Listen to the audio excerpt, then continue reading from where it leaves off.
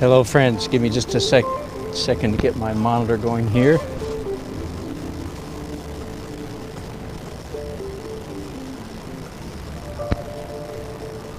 Alright, I'm assuming somebody's on board. No, not yet. I'll give it a second. Oh, come on.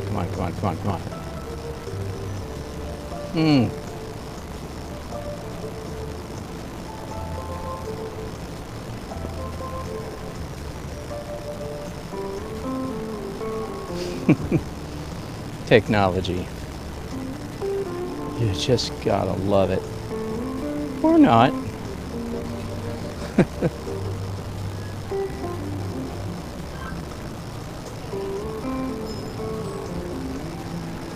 Bear with me just a moment here.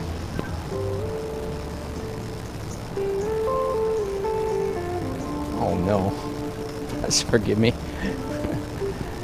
Like I said, technology, you gotta love it. So now it's asking me for a password to my own device. Hang on. So sorry about this. Let's see.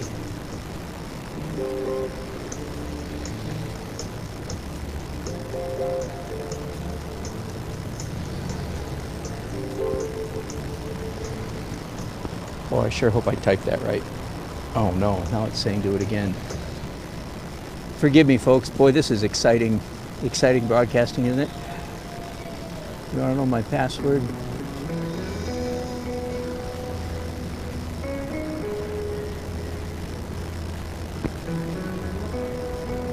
Boy, I sure hope it worked. Oh no.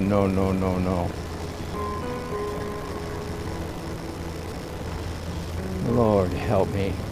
It's asking me for a password, and I typed it in exactly correctly twice. Forgive me for being irritated.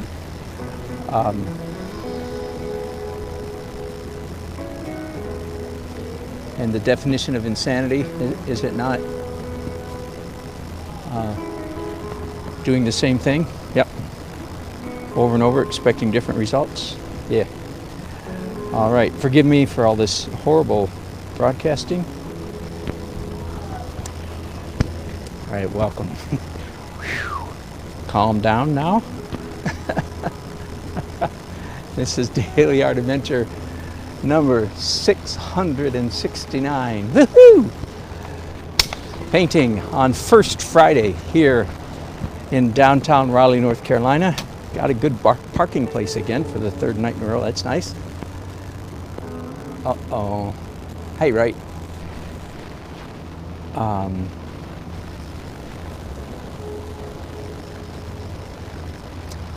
All right, let's zoom in on the canvas and talk about stuff besides technology.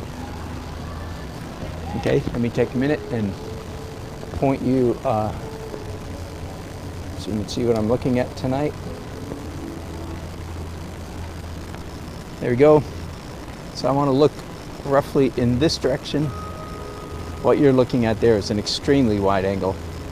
I'm not by no means going to try to capture all that. More like something like that, I think. So what I'm looking for is, of course, lighting. You know that, don't you? The most important aspect of a painting is play of light. There's going to be some blue sky up here, so some orange and red abstracts, and over to the left there's a bunch of brownish buildings that I think are probably going to be brownish throughout much of the process. So there you go. Ooh, watch out here. I like painting outside. People always say at a wedding when I'm wearing a tux or out here, don't you get paint? How do you do that without getting paint? I do. I get paint. This shirt is just about on its last outing. This shirt's just about had it. And these slacks as well. Now I do use Sharpie markers on my black slacks to, to cover up the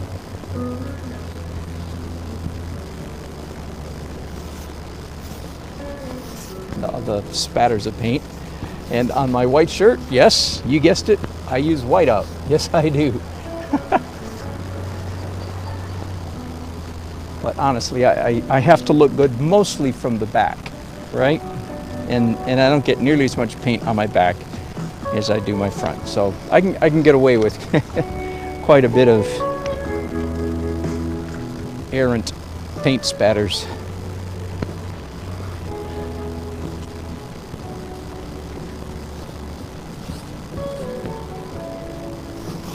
Any new friends here today?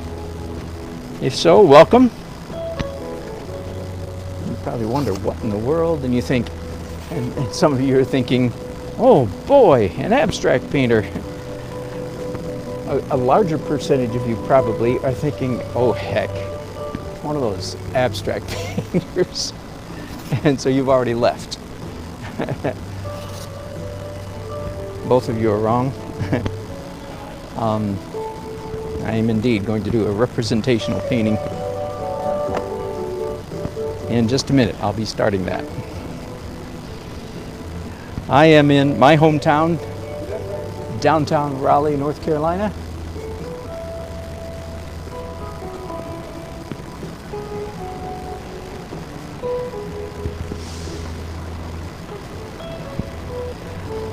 On Fayetteville Street. That's our main street. We have a very obvious main street in downtown Raleigh, as most cities, not all cities, but most cities have a pretty manifest, clear, obvious main street. We certainly do, and it's called Fayetteville Street. So a block and a half that way is the state capital of North Carolina, and 4.5 blocks, maybe 5 blocks that way is what we call Memorial Auditorium or Maimondi Concert Hall or Progress Energy Center for the Performing Arts. If you're familiar with how human beings like to speak, they don't like to use 11 syllables if 3 will do, or 4 will do. So I call it Memorial Auditorium. Good grief, even that's 8. Progress Duke Progress Energy for the Performing Arts. 12 syllables. Anyway, that's down that way. All right, let's start drawing stuff now. This is, as always, I guess, it's going to be a challenging, no less challenge than any of the others. Hang on, I'm going to try to get my iPad functioning again. All right, and I left myself with no good color to start with, so I'm going to start with red. Yes, sometimes artists actually do hold their brushes up like this.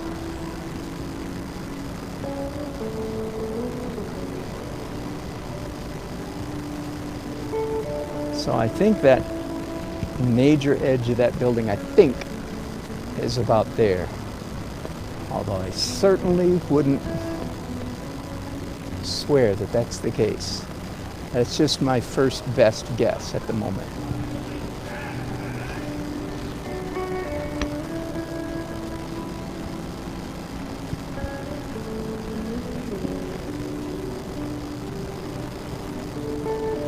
And you see what I'm doing with my brushes, right? I'm using them to capture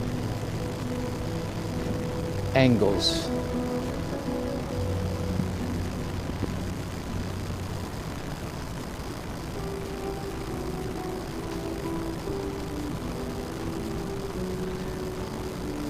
Man.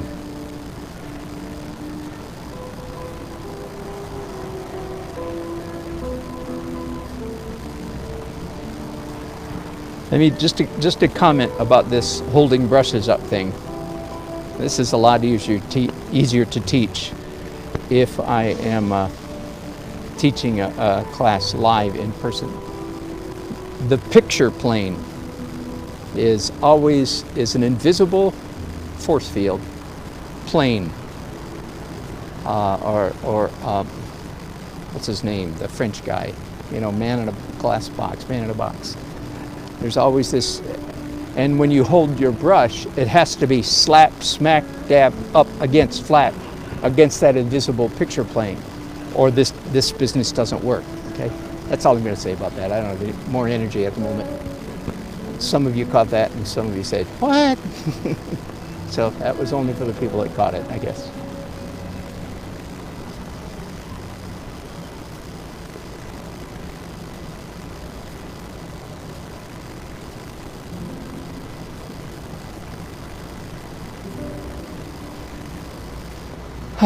Okay, I'm going to go ahead and place a physical vanishing point, and man, I am way off. I am way off. That's why I'm now. I'm making it sound like I'm more alarmed than I actually am. The fact is, I'm not terribly alarmed by that little bit of mistake or whatever you call it. That's just all par for the course. And this line now, I'm moving my first guess, my original first guess right there. I'm now modifying that by a full 3 inches, and I might modify it right back the opposite direction in just a little while. So.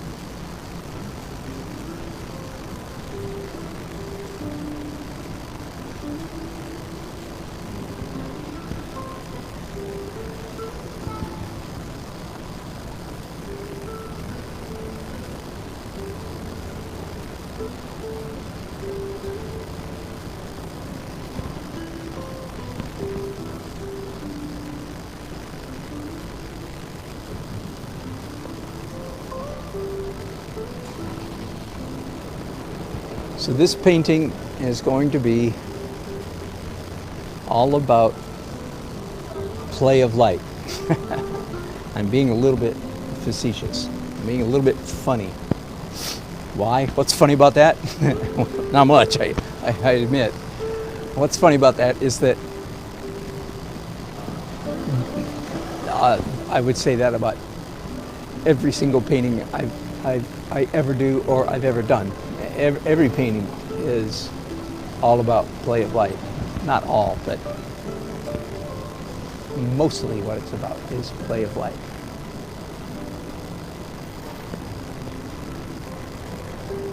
Man, something is still way off here.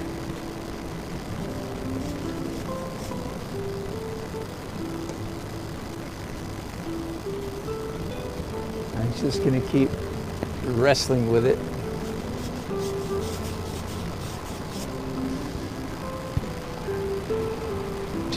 Until things start to make sense.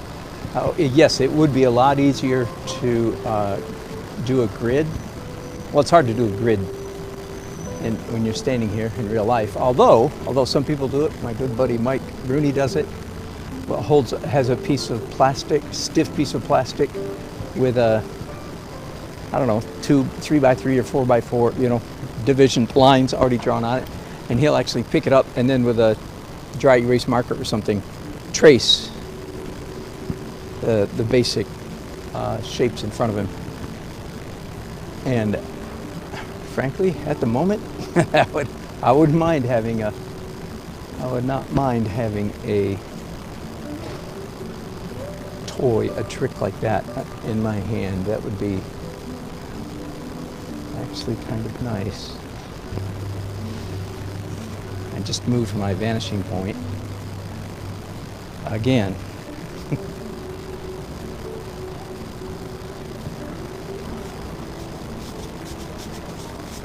This big red blob is a sign. I'll wait before I show you guys the scene again.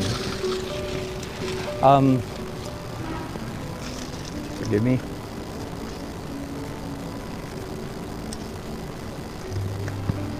I made the mistake 2 nights ago when I came out drawing. I made the mistake of not keeping adequately hydrated. Paid for that mistake later on in the evening and the next day.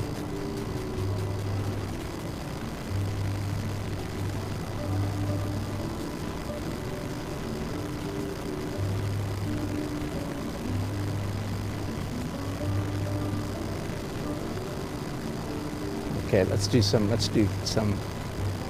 real more careful here. Left brain kind of measuring here.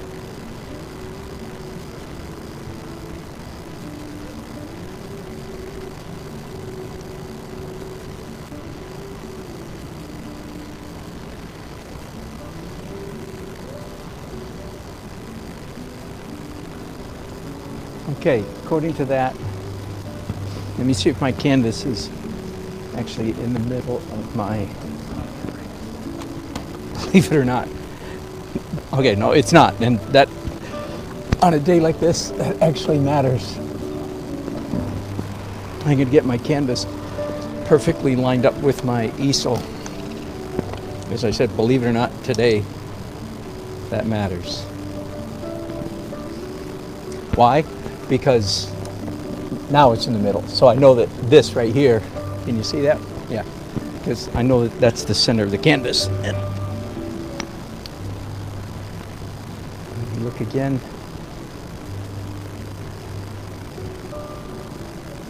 So here's my third attempt at drawing this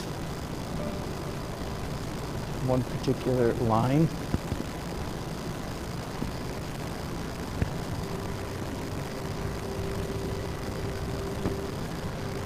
And this one's just about right. I'll leave that one there. Actually, after saying that, nope, I'm going to move it about an inch to the left.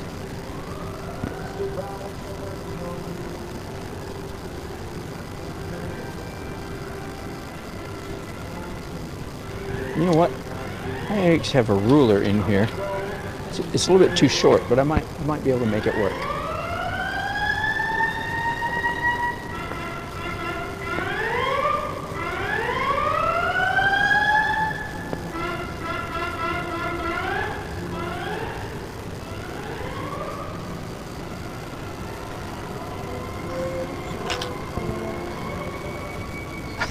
Okay, yeah, the ruler did help. and now I'm going to move everything again. Look at this. I hope some of you are getting a kick out of this. Can't even see it up there. I'm sorry. I don't know if you realize this or not, but they do not make phone screens functionable. Is that a word? In daylight.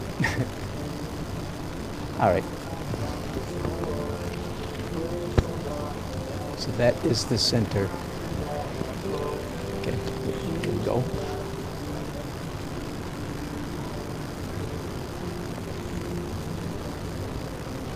There's the middle.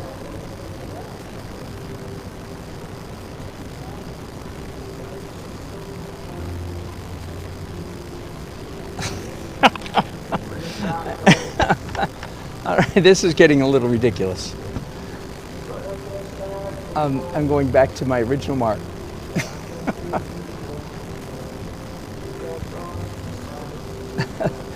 Oh my goodness, I don't think I've ever really, this is one building. I don't think I've ever done quite that badly before. All right, don't bother me, I'm working.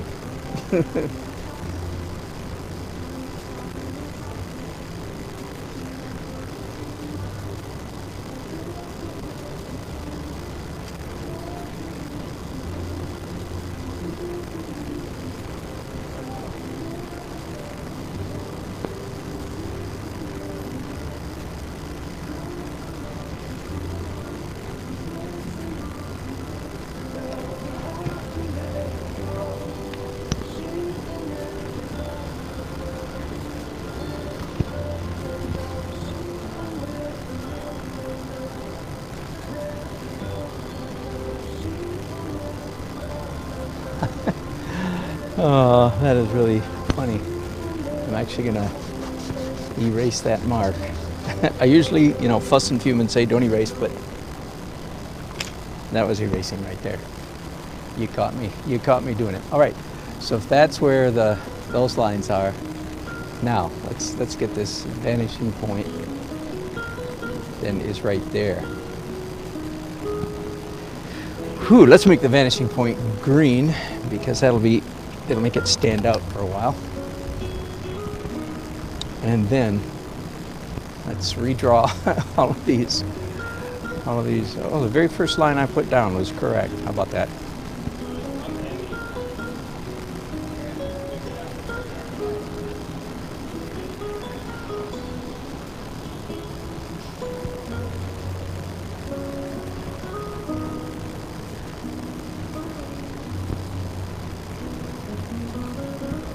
All right, now what about this one?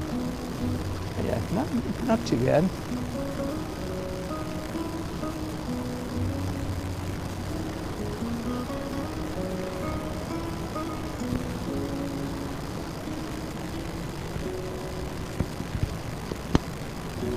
Okay, let's start trying to nail down then.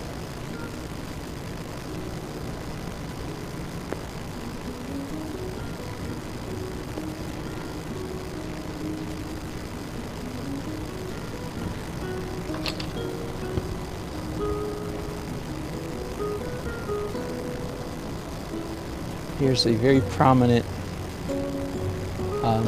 lamp. And yeah, the top of the lamp goes right off the top of the picture. So there we go, that's a lamp.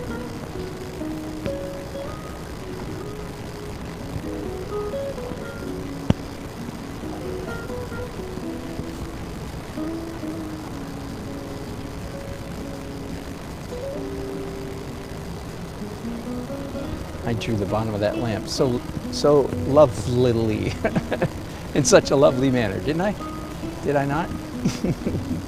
I did, indeed. So that's lamp number 1. And lamp number 2.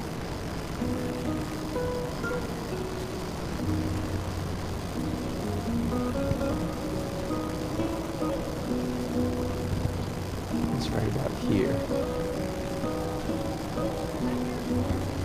Now this canvas looks like just an impossible mishmash. And by golly, you're paying attention. It is. It's exactly what it is. It is. I mean, not only is the drawing all messed up, but then I've got these abstract shapes, of course, making it even more messed up.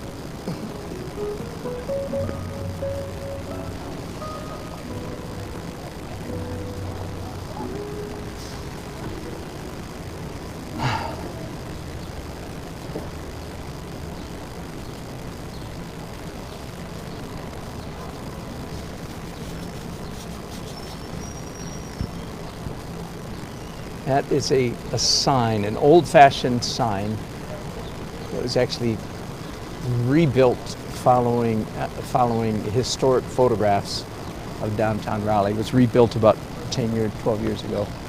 The Boylan Pierce building. Our main street, just like most of y'all's main streets, in America anyway, this is a fascinating study. It's fascinating to me anyway. From about the 1950s, I would say, maybe the late 40s, I'm not sure. Certainly by the 50s, it was in full swing. And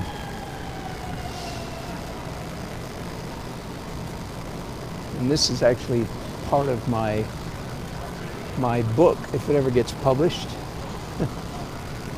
will air on this. This subject will come up. In America, from the 1950s through the mid to late 70s, I would say. So it wasn't, if you think about it that way, it wasn't really that long a time. And somebody, if any of you are in fact a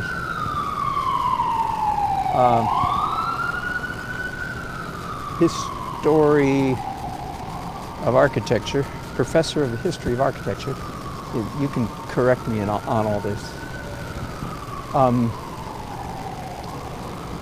But from about the 1950s through the mid-70s, most of the downtowns in America, my language is that they were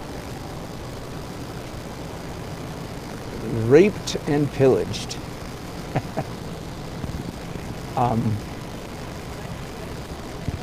Modernity was in the air, and everyone wanted to be modern. Modern was the cool kid on the block, and everybody wanted to be modern. You see it in the advertising of that era. You see it everywhere. And so in the downtowns all over America, the buildings, wherever the owners could afford it. While I'm talking about this, here, let me turn you around just for a minute. Okay, so you see the building that I'm painting there, and let me zoom out just a bit. Okay, and I'll zoom in. So you see all this stuff, all that interesting. Now that red building with the stripes, yeah, a lot of siren wailing. You got that right. That building was never raped and pillaged, but the one right next to it, this one, it says Boyle and Pierce. See that building? That was typical. That building was what I'm calling raped and pillaged. How far can I go here to see this blonde building right here? That building, well, in fact, here, I'm going to turn you that way a little bit more. So this building right here, this blonde brick building, that building still very much bears the scars of its modern destruction. The next building over, now this is typical. This is not unique to Raleigh at all. This is typical. It happened on virtually every main street in America. So this last building here I'm talking about, let me get you to, there we go. I'll point you up a little bit more. This building right here. That one has mostly, not completely, let's go all the way up to the top here. Come on, keep going. All right, do you see that ornamentation there at the top? That was all put back on this building about 10 or 12 years ago, based on, now since I've got you pointed way up there, this building here was escaped the destruction that afflicted most of the other buildings. But this one here, where I was about to say, that stuff there at the top, that fancy, I don't know what you call it, I don't even know what to call it, that overhang, that was built, that is made out of high density styrofoam. It's fake. It was built 10 or 12 years ago, following historical photographs. In other words, the owners of that building went to probably North Carolina State University, Houston, North Carolina Historical Archives, found all the pictures they could, found all the descriptions they could of this building, and they tried to restore it to its former glory. Now, okay, since I'm on the subject, now the first floor here has not fared quite so well. Everything that you see here up to the top of that dark brown section up there, that's modern. Now, again, the new owners, the ones that tried to make the top 2 stories look old, either they made decisions. They put this little awning here. They try to make it look nice. But this dark brown stuff here, that's classic modern. Now, if you're getting the impression that maybe I'm not a fan of modern, you are one astute cookie. I am not. That's why I call it rape and pillage. And anyway, so on down the street. So the next two buildings up high, the owners, again, ouch, tried to beautify their buildings, tried to undo the damage that was done to them during the rape and pillage era of the 50s through the 70s. And I have an interesting anecdote. Several years ago, I was in Paris with a group of interesting characters that I like very much. I'm not saying that because they were sort of historians. I don't want to get into too much detail. Unusual historians, I'll put it that way. Anyway, and we made essentially a pilgrimage to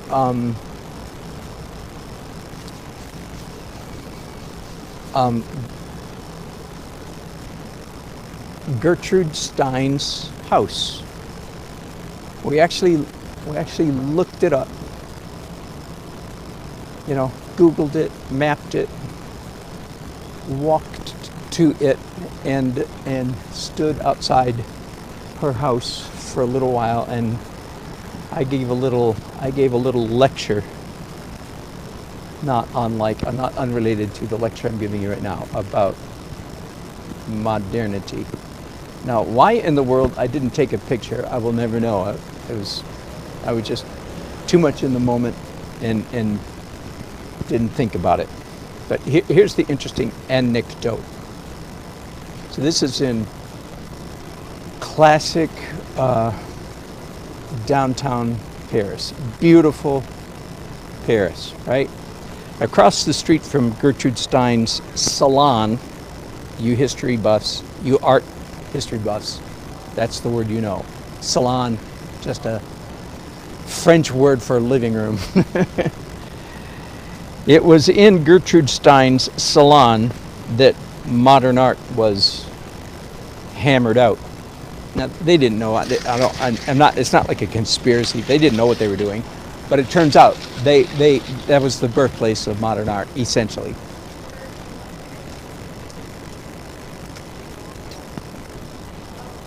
Picasso, George Braque, Ernest Hemingway, Modigliani, Kandinsky. I mean, it was a veritable who's who of early modern art. Activists. About 75-80% of them were card-carrying avowed communists, by the way. That's interesting. Should not be overlooked.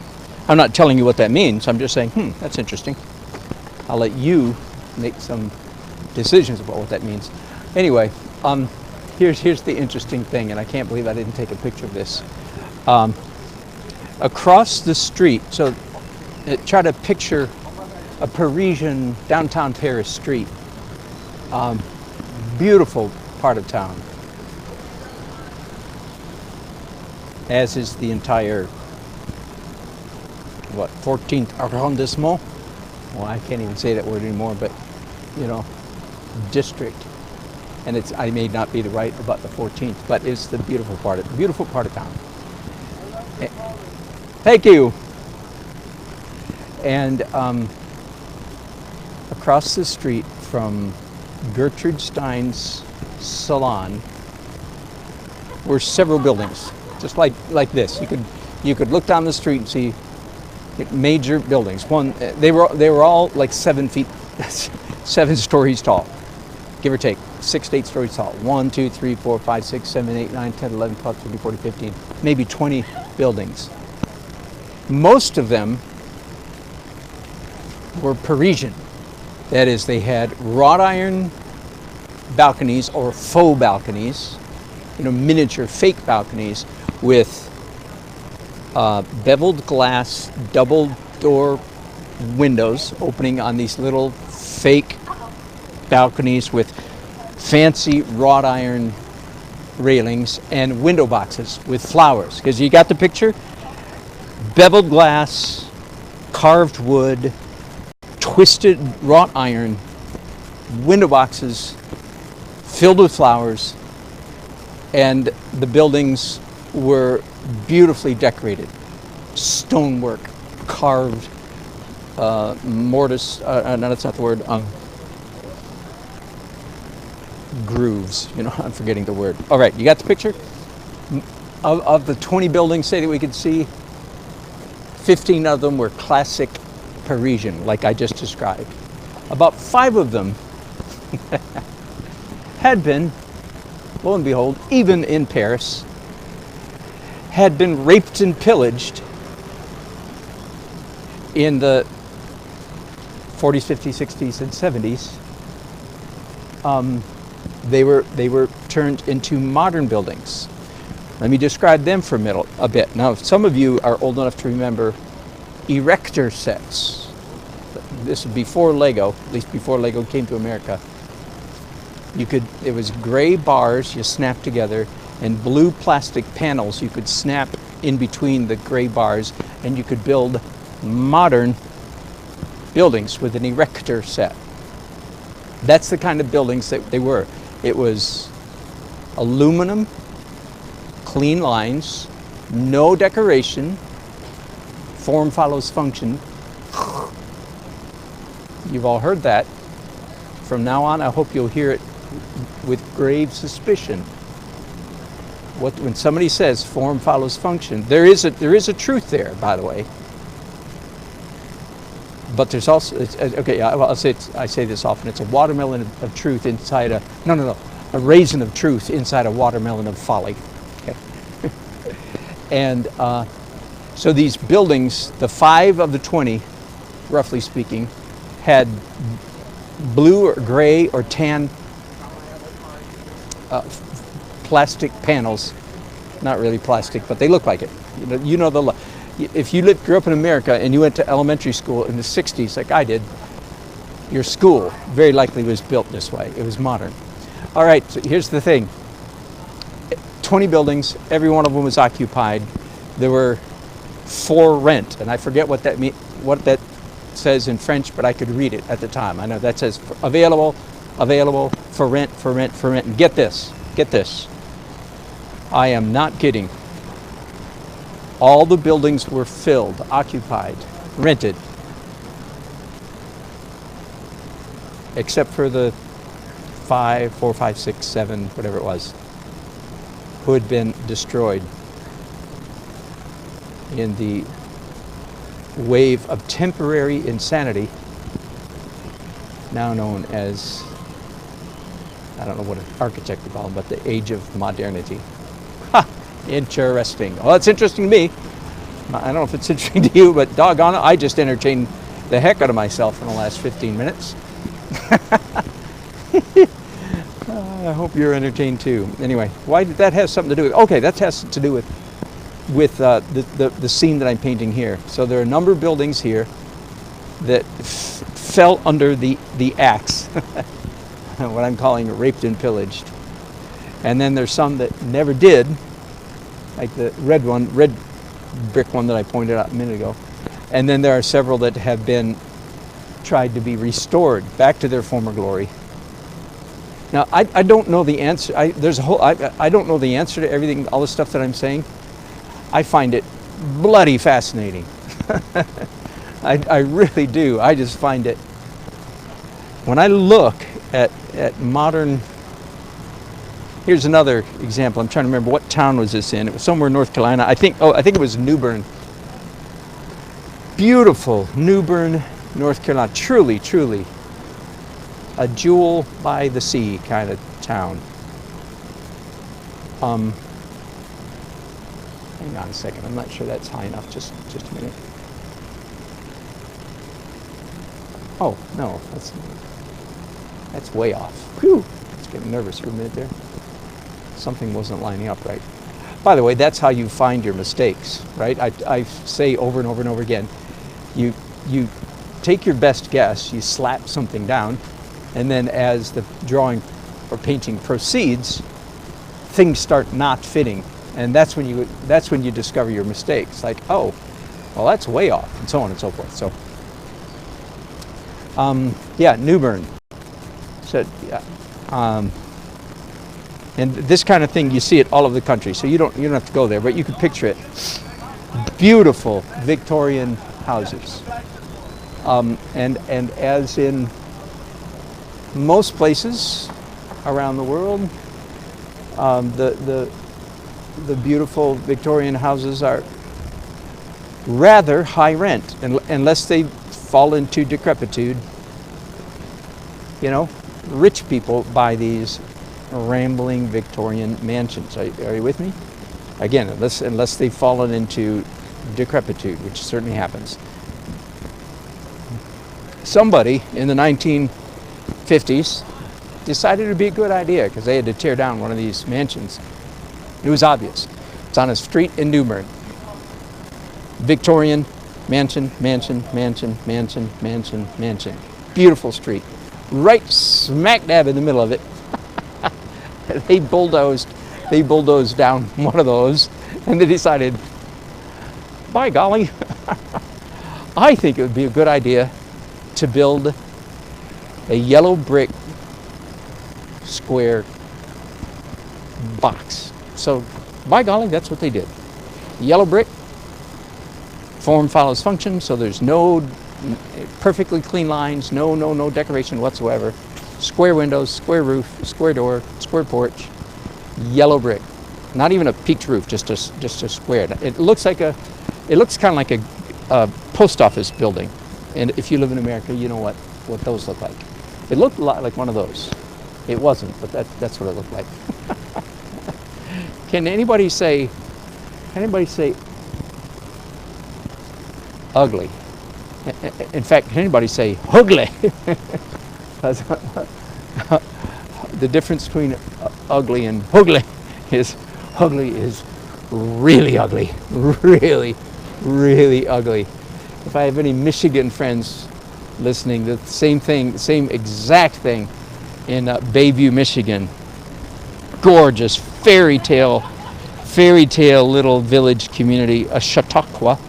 Google it, a Chautauqua outside Petoskey, Michigan. My family used to live in Petoskey. Same thing, Victorian mansions, gorgeous old ornate cottages. You can't live in them year round. And right smack dab in the middle of it, the Bayview Association decided sometime in the 50s or 60s to build a modern building, yellow brick square. And I look at those things and I go, you have got to be kidding me. Who in the world thought this was a good idea? I mean, it is so ugly, it is just breathtaking. It is absolutely breathtaking in its ugliness. And yet the people in the 50s, they hitched up their suspenders and they said, well, what do you say, Theodore? What do you say we build a modern building? That's what this community needs, is a modern building. I mean, there was some kind of insanity, truly, that had taken over Western civilization. Oh boy.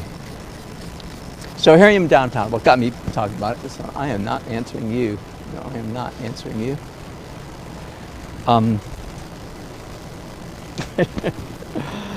Oh boy. So I really enjoy, I did not enjoy architecture when I was in college, taking art history. It seemed like a waste of time to me. But now I right much enjoy it. All right, let's see if I can place. It's been a while since I showed you guys what I'm painting, so hang on just a second. I'm not going to show you exactly. I'm going to leave you up here on your stand and just turn you this way and say, generally speaking, that's about what I'm painting, something like that. Is it noise? Are you getting bad noise? Let's try this. Let me know if that gets any better. It's been a while since I showed you guys how to Okay, now I'm getting your, for the first time finally, I'm getting your chats. Let me take a minute and look at him. Hello, Monique. Nice to have you. Right, nice to have you on board. Oh, rain coming. Okay, you're not saying on my sound system, just rain, yeah. Let's try this. Let me know if it gets better. Okay, now I'm getting you. Greetings from Bavaria. Good to have you in here. Hello, Monique. Didier Artisan. Nice to have you. Uh, Nice to have you on board. Rain coming. Okay, you're not saying on my sound system. and Karen, you asked about Joseph Cornell. No. Do I ask? No, I do not ask the town's permission to paint outside. They let artists get a pass.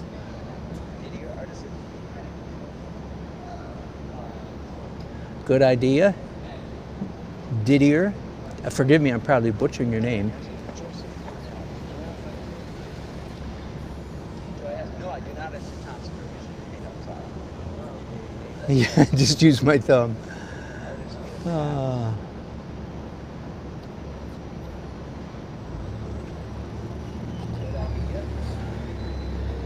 I love the way you guys talk to each other. All right, let me turn you around. So that's the scene. I was busy reading your chat because I was way behind in that. Let me continue just for a minute. Yes. And forgive me. Can you help me with how to pronounce your name? Didier? DDA? Artisan. I get that part right. Yes, you're right. The wave of modernity was related to the catastrophes of 2 world wars and the depression in between. You're exactly right. They were not unrelated. They were, in fact.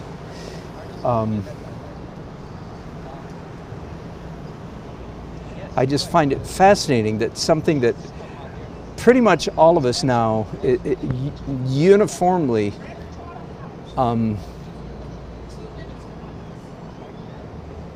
considered to be so ugly was considered uniformly to be so attractive at the time. Now, one skeptic might say, well, that's just the way it always is. That, tastes come and go. And that's very possible that's the end of the matter. It's just a matter of taste, and tastes come and go. But I'm a philosopher, and so I'm not quite willing to yield that point too quickly.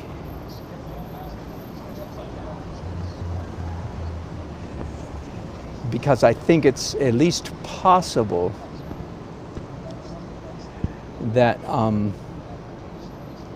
there were some people who recognized that the aesthetics of Western civilization was losing its moorings. That would be a fascinating study. I would have to go back and I would think I would need to find samples of that to be sure. Were there actually philosophers and bucking the trend and saying, no, you guys are all making a mistake? Now, I don't mean gripey, bitchy, what's the word I'm looking for? There's always people that are trolls, we call them now. There's always trolls and everything. I'm not talking about them. I'm talking about thoughtful, cogent thinking people who could verbalize and say to the rest of society, no, you guys are making an aesthetic mistake here. I suspect that that's the case, but I think I'm about tired of talking about all this, so I'm just going to quit. It'll come up again, believe me. It will come up again. All right, I have people sitting at tables here. That's a real nice problem to have, if you will. In fact, don't tell anybody, I'm going to take their picture right now. The people that are sitting here, and I'm going to act like I'm not taking their picture. There we go. I might use that picture for reference later on.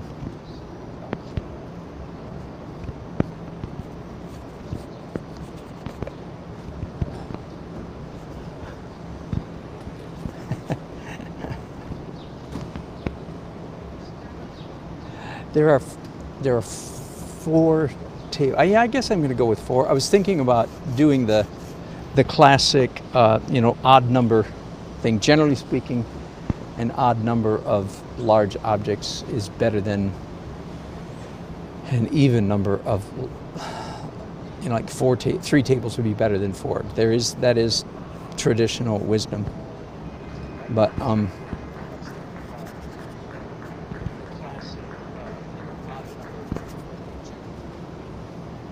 so the people sitting around these tables, and I'm not going to fill up the tables. I'm going to have 16 people sitting on here, but they are indeed going to be a significant element in the subject matter here. And all I'm doing here in the last several minutes is just trying to get the barest of drawing down. I'm not even really focused on composition, other than things like these major lines. Do I want this major line right in the middle of the canvas? And the answer is no, I don't. So it's not. This line is the middle of the canvas, but the building goes to here, so that's good. I would not want so all this part of the painting is going to be dark because it's a building and the sky starts here. I wouldn't want that line to be right smack dab in the middle of the painting. That would be uncomfortable, and it is not in the middle of the painting, so that's a good thing. All right, now, boy, did I get deep there for a while, or what? Somebody throw me a lifesaver.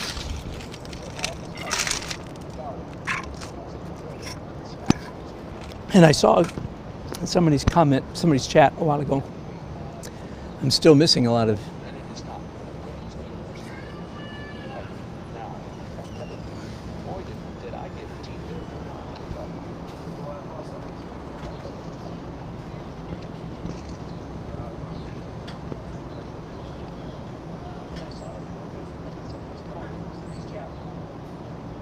David, I'm reading your comment.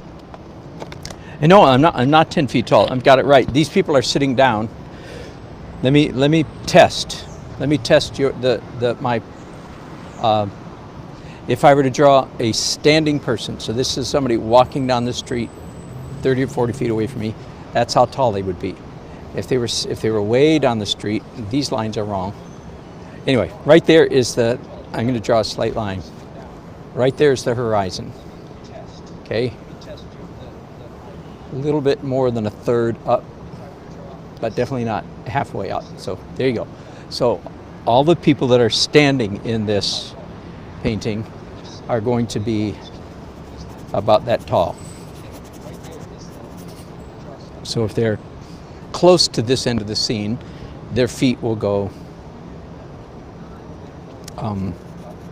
close to the bottom of the painting. But if they're standing this far away, this person is shorter. That's a woman, she's shorter.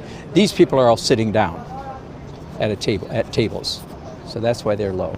If there are people across the street, they will be this tall. That actually helps me get things. All right, I'm going to do some big, fat, and I'm sorry, I still haven't caught up with all you guys' chats. Forgive me. Let's just do some glazes, or really washes would be a better word for what I'm about to do. You don't do glazes in watercolor. This is not watercolor, but this is more like a wash than a glaze. Whoops.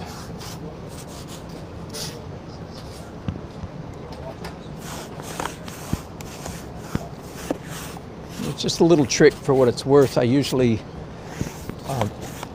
paint the sidewalk and concrete and asphalt the same first layer. I tend to paint it the same color as the sky. Okay, and then over here there's a bunch of buildings. and I'm pouring medium. Let me zoom in a little bit for you. Pouring medium onto my brushes.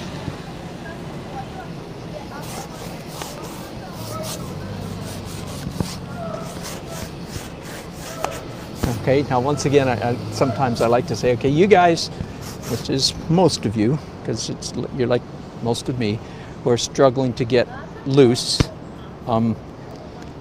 you would do well to take note at this moment and say something like, oh, golly.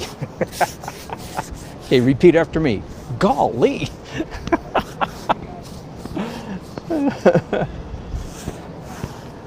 How do you get loose? Number one, big brushes. Number two, two hands. Number three, just paint loose. Just do it, man. Just do it. Okay. And there's a great big tree right in the middle here.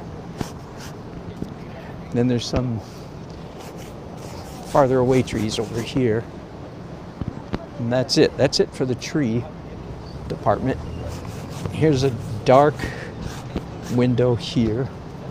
And another dark window there. Oh, and this building is red, so there we go. That's they're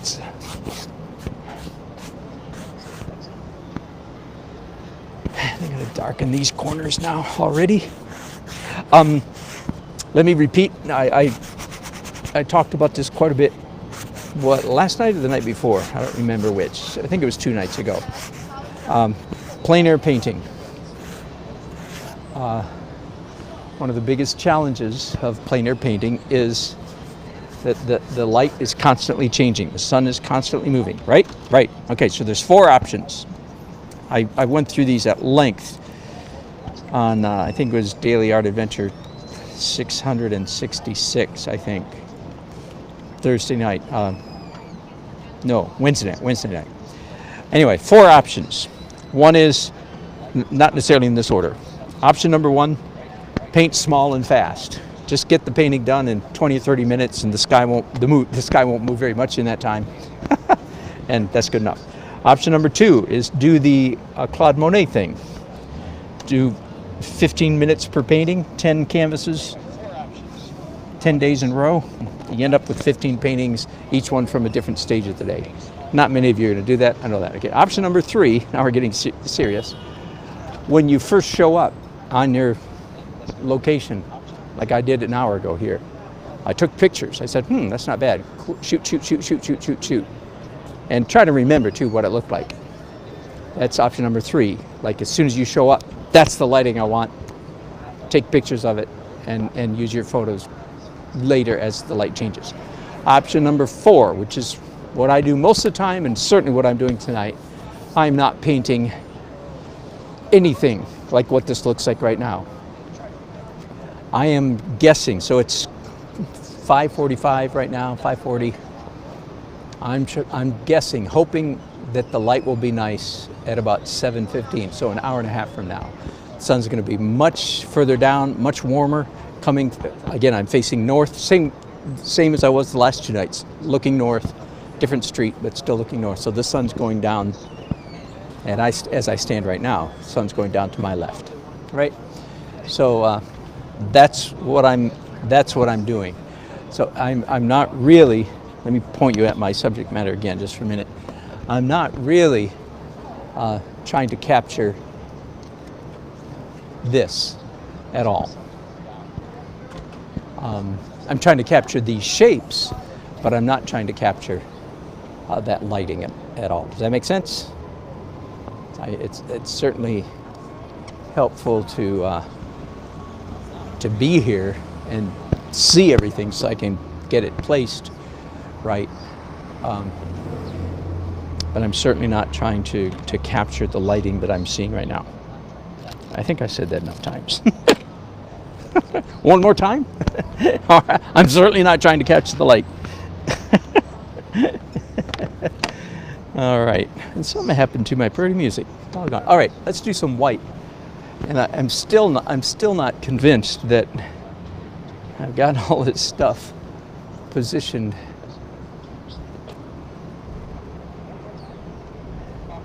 right.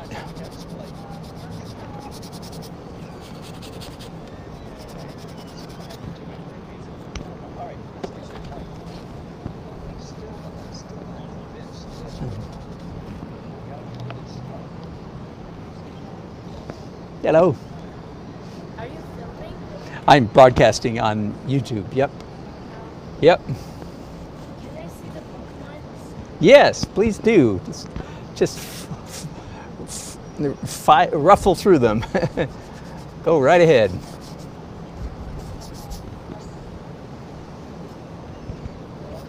All right, so I'm using this white right now just to draw a little bit more carefully. Oh, nope, good. That's why I'm doing it. I see I just uncovered a mistake. That's good news. This tree needs to come out significantly farther, like that. But but the tree is behind the umbrella, not in front of it. So let me erase this. Oh, there we go. And then sorry, about made a mistake there. So the trunk of this tree then, I'm going to rough it in brown.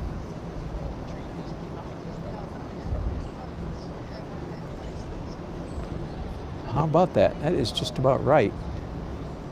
So if somebody were standing under the tree, they would be right there. Yep. So my vanishing point is just about right. What a surprise. At least according to that measurement. So let me continue here a little bit.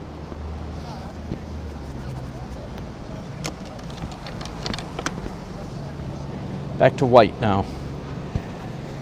And I'm looking, when I'm doing white stuff, I'm looking for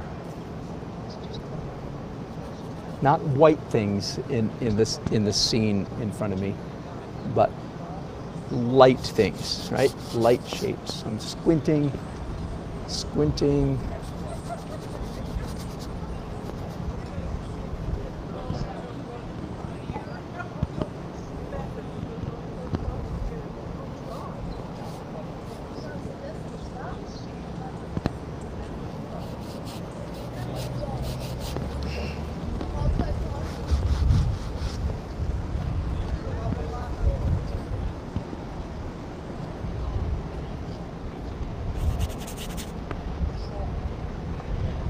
All right, let me take some guesses here with you as to what the composition of this painting, because I really do need to start thinking about it.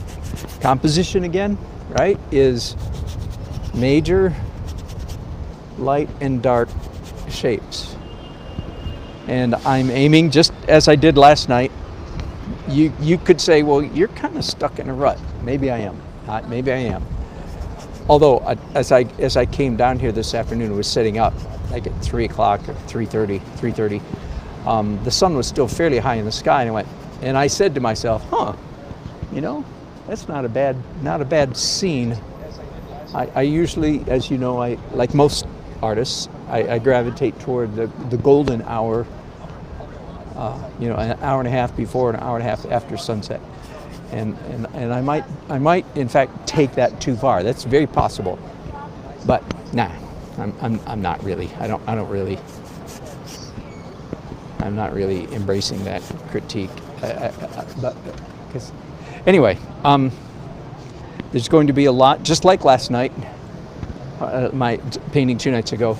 There's going to be a lot of charming light. In fact, now that I just did that right there, honestly, the painting seems to be taking a little life of its own. Traffic lights, car lights over here in the street, tail lights and headlights. You regulars say, yep, there goes Dan Nelson. His tail lights. I'd recognize a Dan Nelson painting anywhere. People say that all the time, of course. Because of my trees and because of my headlights and taillights. Anyway, the focal point is going to be here. Everything up here is going to be very secondary. It's going to be I hope, a very warm, inviting scene with lots of energy right down here. bits of light poking between the people, arms, legs, tables, chairs, umbrellas, and so forth. Does that make sense? Speaking of light poking, in other words, the sidewalk down here is going to be fairly light with ambient light coming from everywhere. And then people sitting at tables. So the bodies, the figures, tables and chairs and umbrellas, they'll be dark with light. Well, here I'll point you there. You can see it right now already, with light coming in between them. Right? All right, which gives me another excuse to talk about punctiliar light. If you haven't heard that term before from me, I doubt that you've heard it from anybody else. I made it up. Doesn't mean somebody else hasn't made it up too. But anyway, the human eye is inexorably drawn to punctiliar light. Okay, why do I insist on using such weird words? It's because I'm a teacher and I'm intensely serious. I'm serious about people learning things and learning how to paint. So the human eye is inexorably, that means irresistibly, like a glacier. You cannot stop it. You cannot say to the human race, stop looking at punctiliar light, any more than you can say to a glacier, most of which are shrinking now, I understand. For one reason or another. You can't, put your hand on a glacier and say stop. It's not going to do it. Okay, you can't tell the human race stop looking at punctiliar light. Okay, so that's what inexorable means. The human eye is inexorably drawn to punctiliar light. Now, why don't I just say points of light? And I have a very good answer to that question. You ready? If I say point, the human eye is inexorably drawn to points of light, then most of you will think of sources of light. Like you'll think, oh yeah, like Christmas lights and candles and twinkly and stars. Yeah, human beings and headlights and taillights. And I go, yeah, that's all true, but no, you're missing the point. So there are going to be no candles, stars, or Christmas lights anywhere in this part of the painting. I'm being silly. Are you with me? No, none. And yet this area is going to be full of punctiliar. What does that mean? Points of light. Areas, dots of light. Yes, I'm talking to you painters. If you do not know that points of light is a significant part of what makes your painting attractive and beautiful and interesting, then you don't know a lot. I mean, that's a big thing not to know. So now you do.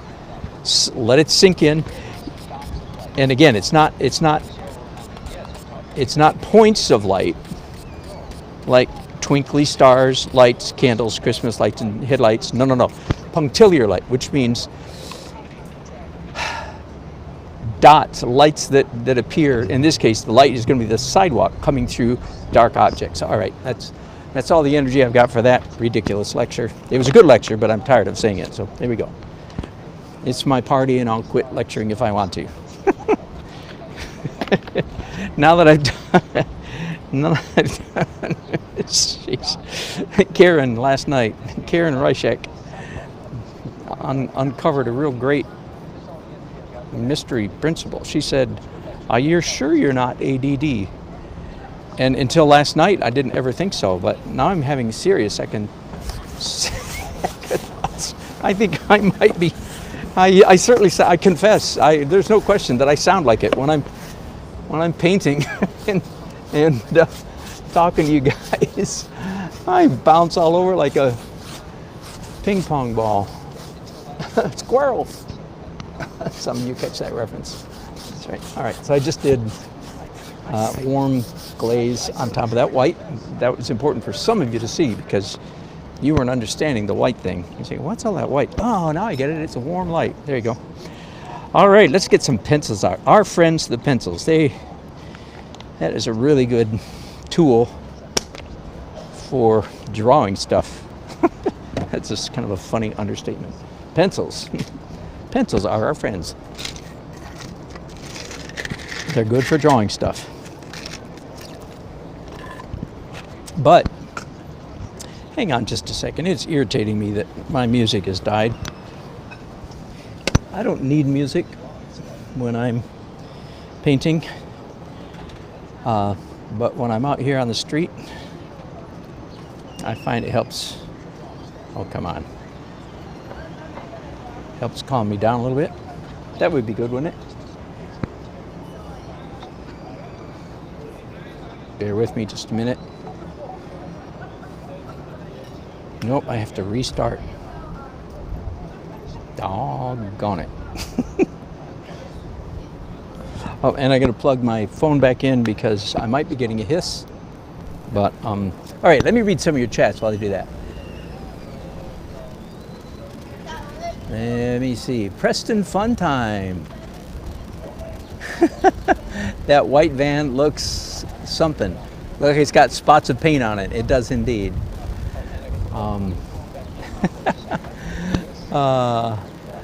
Thank you, Nancy Smitherman. I was quite happy with the paint. I made a few changes this morning, but quite happy with it. I will post it on my community, and prints of it will be available at Fine Art America.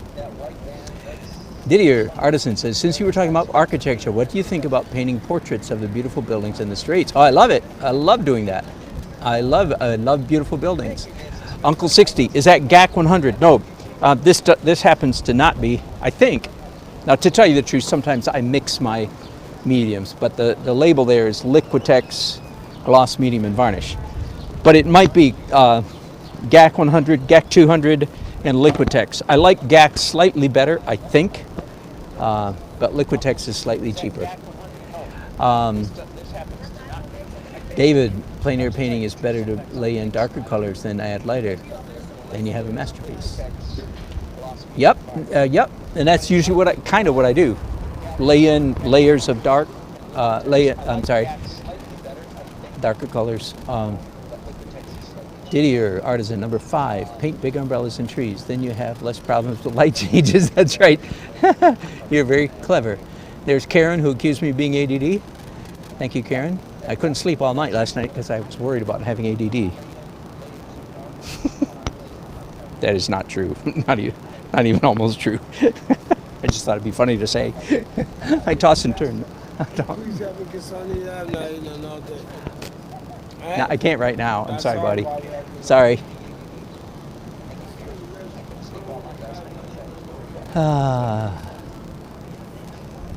Oh yeah, don't forget the flag. Where's the flag? Oh yeah. Dang.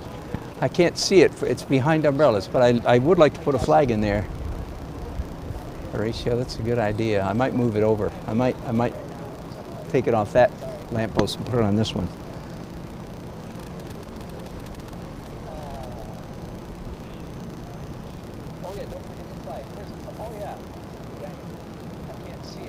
Alice in Chains.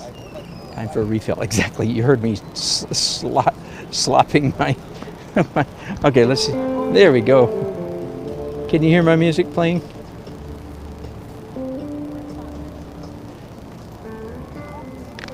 It's not for you, but if you hear a little bit of it, that's right. All right, back to painting.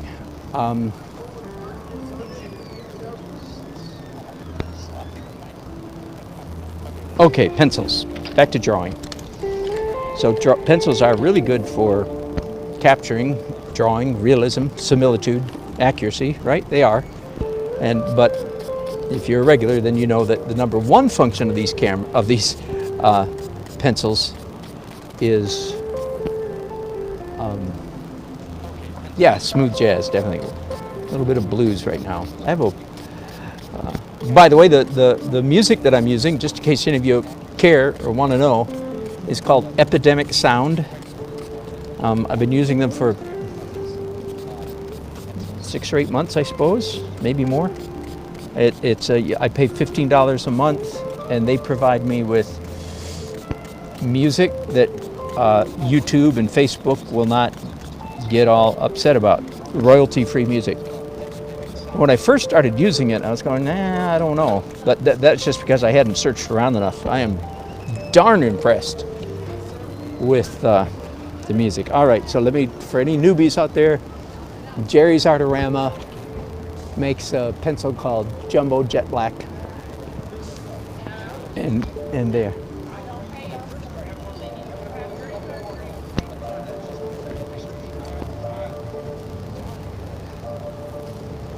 So a little bit of the culture of plein air painting in the city.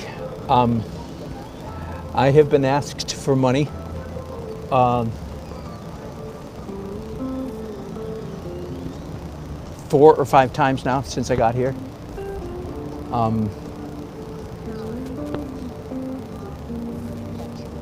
Comes with the territory. I'm trying to decide whether to wax philosophical on that subject or not. Over the course of my life, I have been very involved in urban issues at various stages. Not the least of which because I'm an artist and I have to deal with it on a regular basis.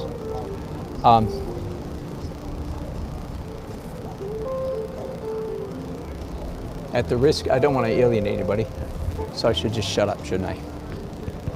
I have a very, very dear friend. In fact, we get together for coffee almost every Saturday morning. He's a black man, very wise, dear brother, and he's very, very gifted at helping people who are ostensibly, for want of a better term, on the street.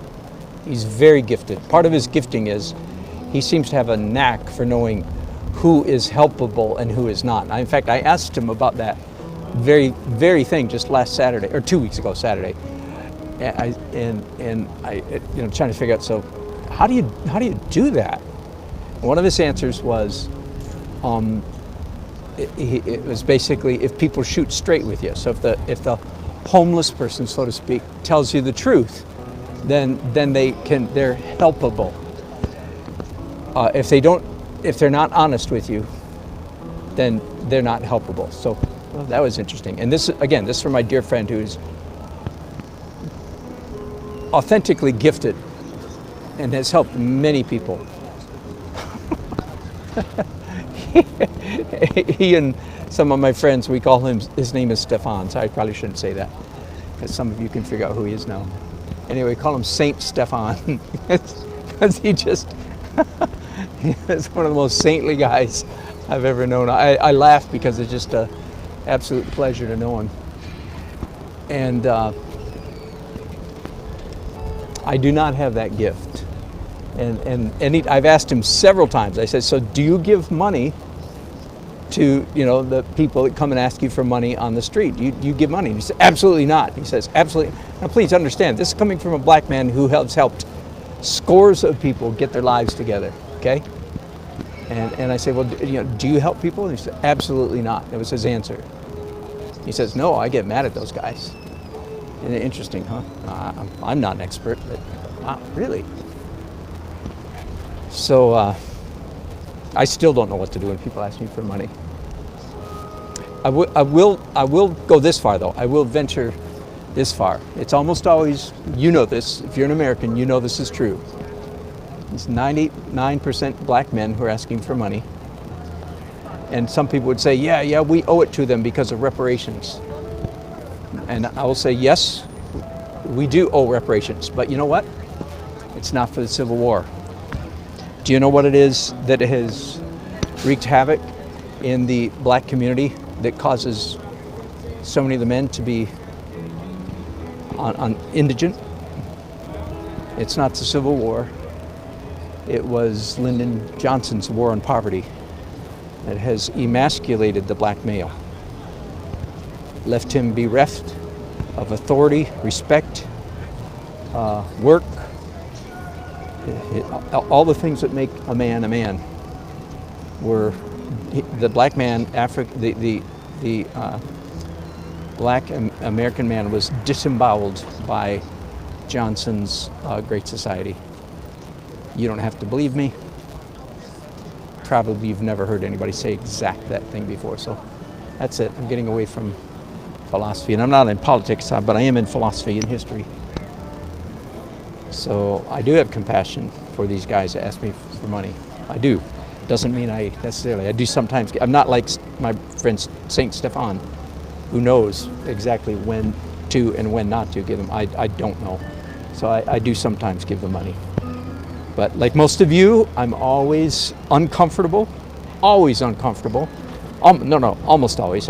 Almost always uncomfortable, and almost always on the horns of a dilemma when I am approached for money.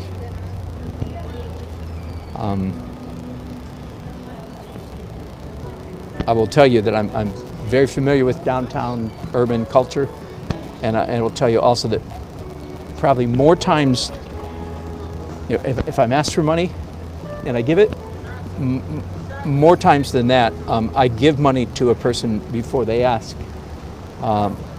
Again, if I feel like they are something, I don't know, it's a sixth sense kind of thing.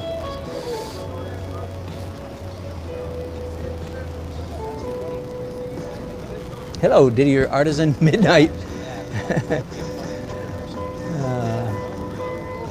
Yes, and it is time for a refill. In fact, I've got a refill, so forgive me for just a minute. Let me go get my refill.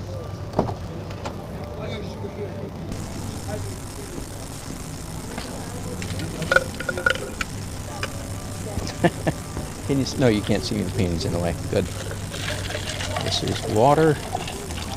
Just plain old water.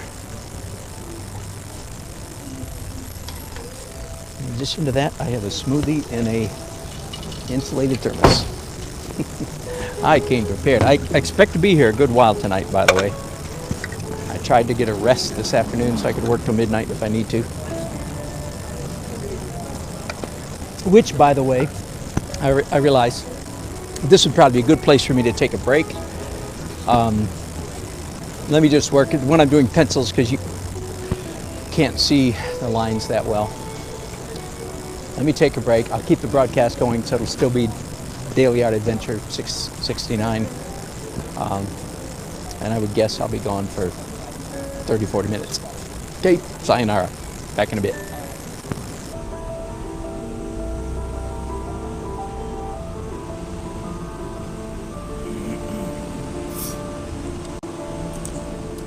All right, I'm back. And yes, I was laughing at myself. Great majority of you watch this not live, but after the fact. For you guys, I wasn't absolutely so we just had a break. I had a break, and I did mostly just all pencil stuff. Mostly just all.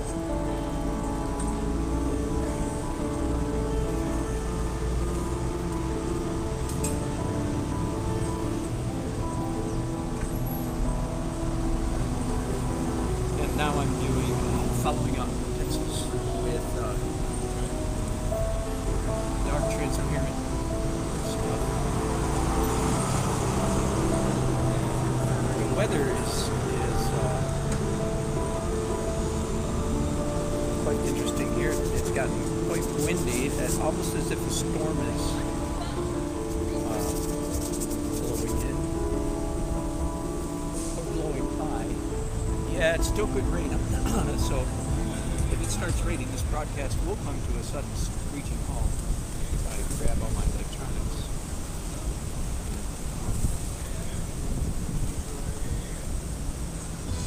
And electronics. I don't mind getting wet so much myself.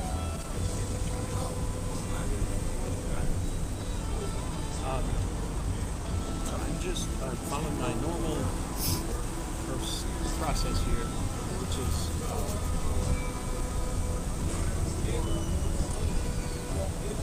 silhouetting in, ghosting, and even element figures that will come back and have light to them later.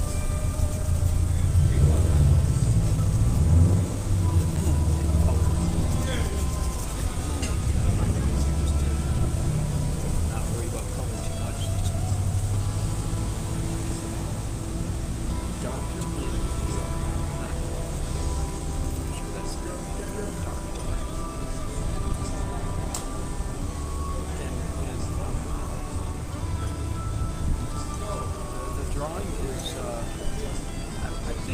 accurate enough. It's still, there's little, the streets is really too narrow. Let's see if I can block it a little bit.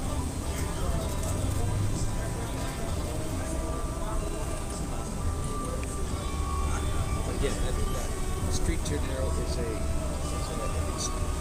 mistake. It's passing over you can get away with that. Respect the passenger. Right? Some mistakes you can get away with, some you can't. And I'm still, of course, still in acrylics. So everything I'm doing is still quite malleable, changeable, adjustable, and I'm not locked in really. I can still move things around with impunity. I like impunity.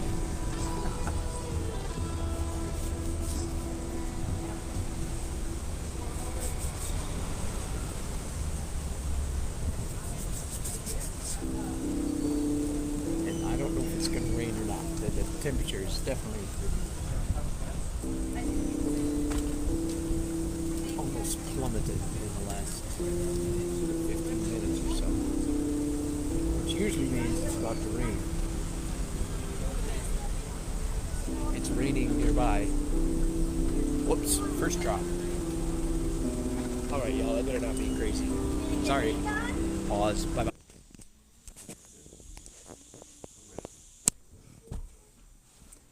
Hey gang, here's an artist in his native habitat.